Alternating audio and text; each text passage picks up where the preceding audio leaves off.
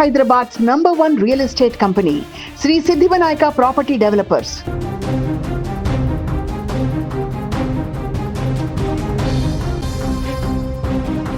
తమిళనాడులో అసలేం జరుగుతోంది? టీవీకే పార్టీ అధికారంలోకి వచ్చి ముఖ్యమంత్రిగా సీఎం ప్రమాణం చేసిన తర్వాత రోజులు మాత్రమే గడిచాయి. ఈ నేపథ్యంలోనే టీవీకే పార్టీని, ముఖ్యమంత్రి విజయ్ని అధికారాన్ని కూల్చేటువంటి ప్రయత్నాలు అక్కడ కొనసాగుతున్నాయా? ప్రభుత్వం మొత్తాన్ని కూల్చేటువంటి ఒక భారీ కుట్ర జరుగుతుందా అంటే అవుననేటువంటి సంకేతాలు కనిపిస్తున్నాయి. ఇప్పటికీ దానికి సంబంధించి అక్కడ అరెస్టుల పర్వాలు కూడా కొనసాగుతున్నాయి. అక్కడ టీవీకే పార్టీకి సంబంధించినటువంటి ఒక ఎమ్మెల్యేని కొనుగోలు కోసము సంబంధించి ఒక కన్సల్టెన్సీ సంస్థకు సంబంధించిన వ్యక్తులు కన్సల్ట్ కావడంతో వారిని పట్టుకొని ఇప్పుడు అరెస్ట్ చేశారు. దీంట్లో ఇప్పుడు ప్రధానంగా సెంథిల్ పేరు వినిపిస్తుంది. డిఎంకే ఎమ్మెల్యే సెంథిల్ బాలాజీ పేరు ప్రధానంగా వినిపిస్తుంది. ఇప్పుడు ఆయన కూడా అరెస్ట్ అయ్యేటువంటి అవకాశం ఉన్నట్టుగా తెలుస్తుంది. మాజీ మంత్రి తను. ఏదేమైనా కూడా తమిళనాడు రాజకీయాల్లో కొనసాగుతున్నటువంటి ఈ కుట్రకోణం అనేది రాష్ట్ర రాజకీయాలని తీవ్ర ఆందోళనకు గురి చేసేటువంటి పరిస్థితికి ఏర్పడింది. టీవీకే పార్టీని, అందులో ఉన్నటువంటి ఎమ్మెల్యేని లాగేసుకొని ప్రభుత్వం పడిపోయేలాగా ప్లాన్ చేస్తున్నటువంటి ప్రయత్నం కొనసాగుతుందని ఒకవైపు నుంచి వార్తలు వినపడుతుంటే, డిఎంకే పార్టీ అది భిన్నమైనటువంటి వాదనతో నిన్న గవర్నర్కి ఫిర్యాదు చేయడం జరిగింది. డిఎంకే ఎమ్మెల్యేలు టీవీకే పార్టీకి సంబంధించిన వాళ్ళే ఇతర పార్టీల నుంచి ఎమ్మెల్యేని తమ వైపు లాగేసుకోవడానికి ప్రయత్నాలు చేస్తున్నారంటూ గవర్నర్ని కలిసి వినతి పత్రం ఇచ్చారు. ఇది డిఫరెంట్ యాంగిల్లో కొనసాగింది. ఒకవైపు టీవీకే పార్టీ, మరొక వైపు డిఎంకే పార్టీ. ఈ రెండింటి మధ్య కొనసాగుతున్నటువంటి మాటల యుద్ధం తమిళనాడులో ఇప్పుడు అగ్గిని రాజేస్తున్నటువంటి పరిస్థితి ఏర్పడింది.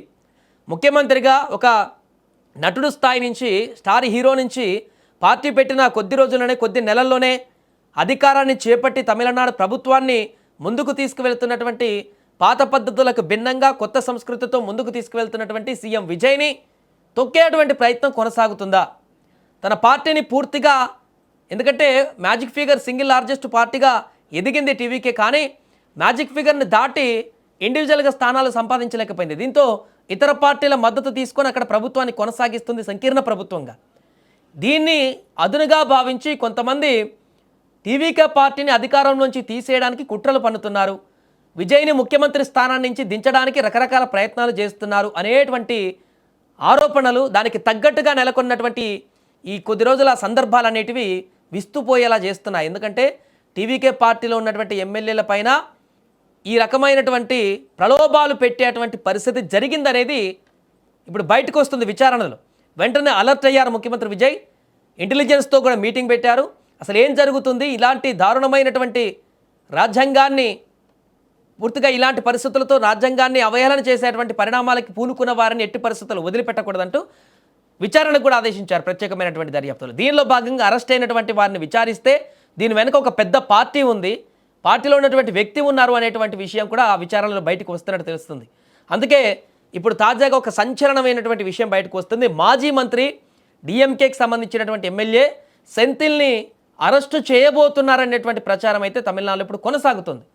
ఎందుకంటే ఇప్పటికే అరెస్ట్ అయినటువంటి ఒక కన్సల్టెన్సీకి సంబంధించినటువంటి వారిని అరెస్ట్ చేసి విచారించిన సందర్భంలో వారికి సో అండ్ సో పర్సన్స్ ఇట్లా మమ్మల్ని టచ్లోకి వెళ్ళమన్నారు ఎమ్మెల్యేని, అందుకని మేము వెళ్ళిపోయామనేటువంటి విషయాన్ని వారు చెప్పినట్టుగా తెలుస్తుంది.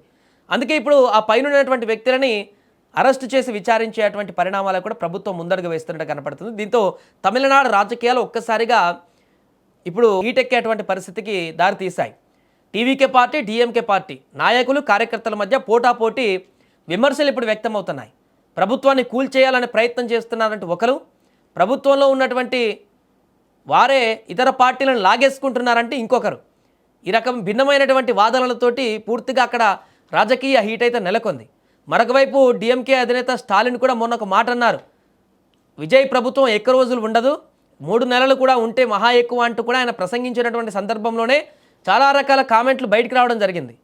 మొదటనేమో ముఖ్యమంత్రిగా ప్రమాణ స్వీకారం చేసిన సందర్భంలో విజయ్ 6 నెలల వరకు ఓపిక పడతాం, మేము ఖచ్చితంగా క్రియాశీలకంగా ఉంటాం, వారు ప్రభుత్వాన్ని ముందుకు తీసుకువెళ్ళడానికి సహకరిస్తామని చెప్పినటువంటి స్టాలిన్ రోజుల వ్యవధిలోనే వెంటనే విమర్శలు అందుకోవడము, బయటకు వచ్చి ఆందోళనలు చేయడం, రకరకాల ప్రయత్నాలు కూడా కొనసాగించడం అనేది కూడా దీన్ని ముఖ్యమంత్రి విజయ్ కూడా సంధించారు.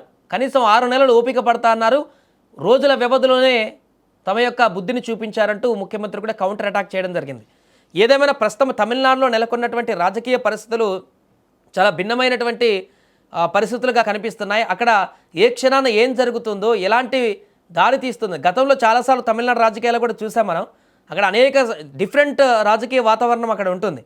అధికార పార్టీ, ప్రతిపక్ష పార్టీల మధ్య నెలకొనేటువంటి వైరాలు చాలా తీవ్ర స్థాయిలో ఉంటాయి అక్కడ. జయలలిత గారు ఉన్నప్పుడు కానీ, అంతకుముందు కరుణానిధి ఉన్నప్పుడు కానీ, ఇంకెంతమంది ఉన్నప్పుడు కూడా ఈ వైరాలు అనేటివి పర్సనల్ వాగ్వాదాలకు, పర్సనల్ యుద్ధాలకు కూడా దారితీసినటువంటి పరిస్థితులు గతంలో నెలకొన్నాయి.